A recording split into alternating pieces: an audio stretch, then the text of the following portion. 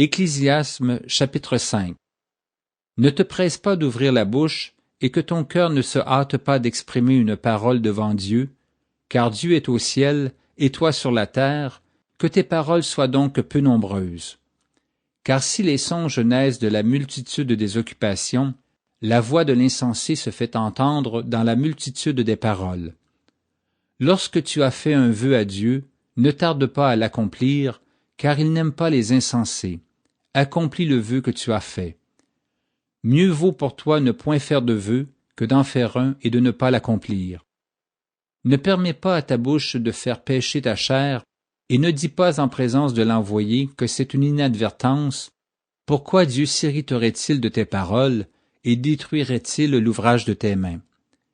Car s'il y a des vanités dans la multitude des songes, il y en a aussi dans beaucoup de paroles, c'est pourquoi crains Dieu.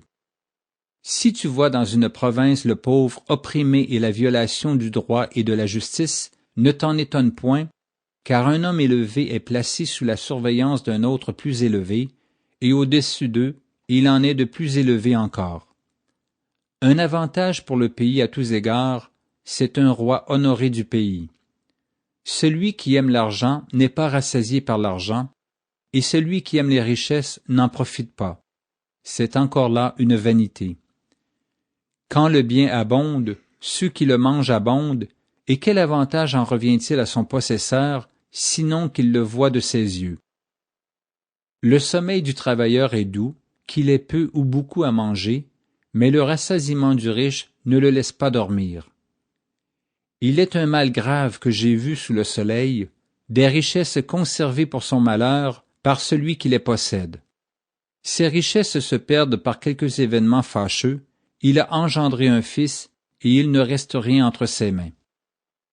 Comme il est sorti du ventre de sa mère, il s'en retourne nu ainsi qu'il était venu, et pour son travail n'emporte rien qu'il puisse prendre dans sa main. C'est encore là un mal grave. Il s'en va comme il était venu, et quel avantage lui revient-il d'avoir travaillé pour du vent?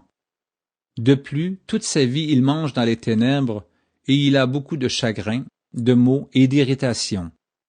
Voici ce que j'ai vu.